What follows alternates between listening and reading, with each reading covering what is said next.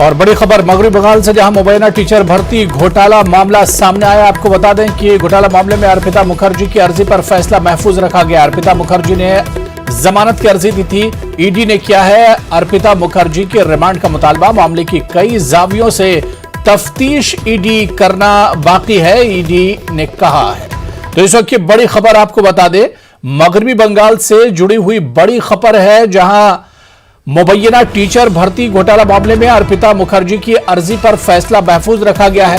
अर्पिता मुखर्जी ने जमानत की अर्जी दी है। ईडी ने अर्पिता मुखर्जी की रिमांड का मुतालबा किया है। मामले की कई जावियों से तफ्तीश करना बाकी है, ये ईडी का बयान है। ईडी ने कहा है कि अभी इसमें कई एंगल से हम जांच पड़ताल करेंगे, तफ्तीश करेंगे, क्योंकि यह मामला काफी संगीन है, काफी बड़ा है। मगरबी बंगाल में टीचर भर्ती से जुड़ा हुआ काफी बड़ा मामला बताया जा रहा है। यह मामला ममता बनर्जी और टीएमसी के लिए भी बहुत संगीन है, क्योंकि अर्पिता मुखर्जी टीएमसी की करीबी मानी जाती हैं और उनकी अर्जी पर फैसला महफूज रखा गया। अर्पिता मुखर्जी ने जमानत की अर्जी दी है, लेकिन ईडी ने अर्पिता मुखर्जी की रिमांड का मुतालबा किया है और ईडी ने कहा है कि इस मामले की कई जावियों से अभी तफ्तीश करना बाकी है।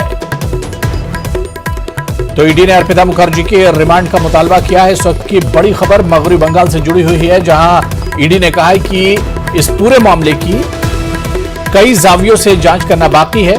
मगरबी बंगाल में मुबैना टीचर भर्ती घोटाले से जुड़ा हुआ यह पूरा मामला बताया जा रहा है, जिसमें अर्पिता मुखर्जी की अर्जी पर फैसला महफूज रखा गया है।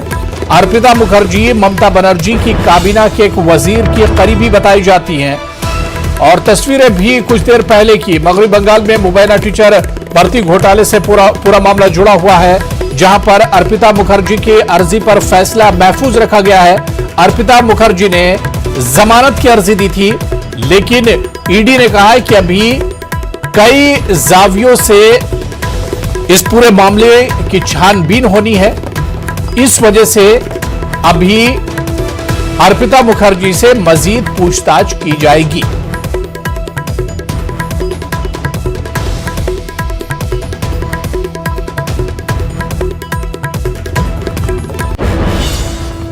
चलिए यहां पर रुकेंगे फिलहाल छोटे से ब्रेक के लिए।